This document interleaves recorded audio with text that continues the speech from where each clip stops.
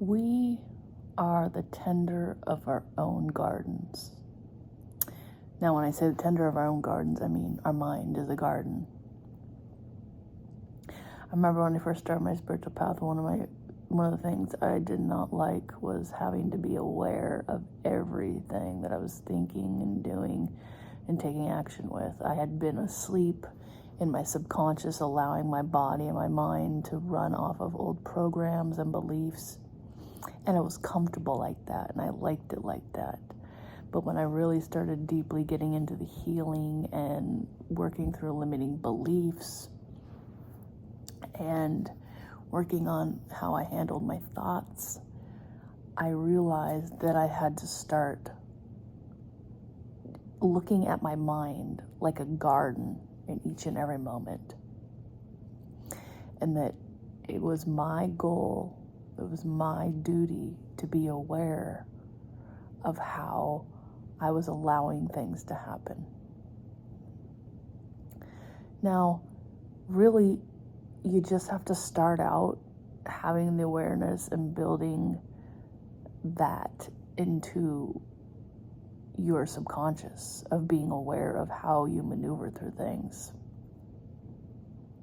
And once you've trained yourself to be aware of how you allow your mind garden to move, then it's planted in there for the rest of your life.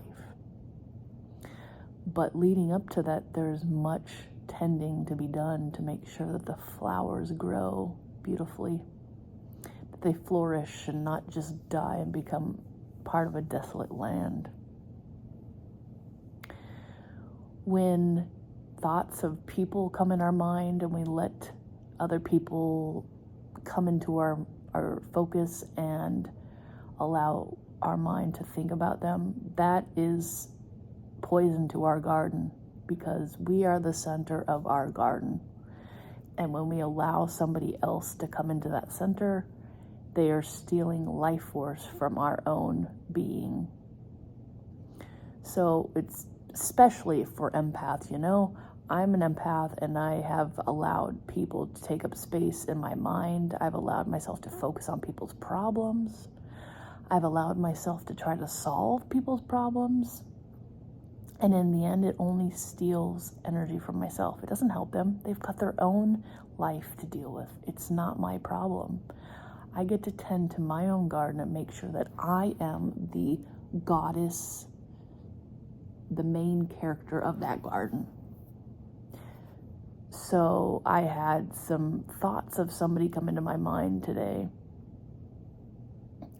And it's a person I've cut off, and I've been working on clearing my mind of their energy, and I noticed it popped in, and I was like, it took me a few moments, and I was like, wait a second, this is my mind. I get to decide what is going on in here. And so that was a time that I chose to call in my guides and guardians. I asked them to cleanse my mind. I asked them to help me put myself back into right balance with my own energy. Excuse me. I asked them to help me center myself back into my own energy of my own garden, so that I was center stage and everything else was cleared away. Now, that is new for me. There was a new discovery recently, just a deeper discovery of the sacred spiral, that I could tend to my garden in every way. Like I was letting it be overran in some areas, but I had a experience a few days ago with some negative energy that I allowed in, and to create a poison within my garden.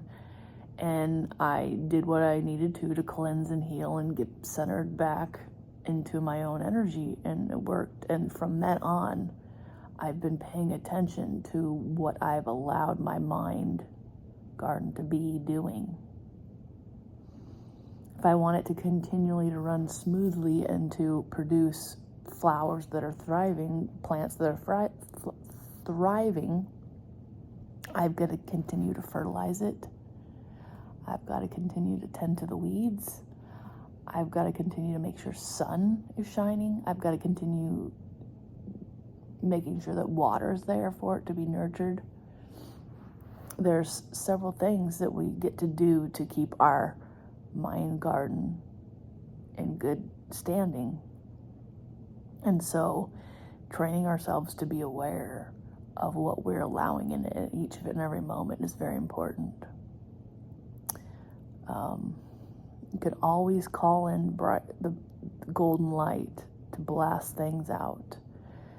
You get to tell your mind what you want. When something's creeping in that you know isn't of your highest and best good for, your energy, your focus, you being the main character, then you've got to call in the help you need to clear it out.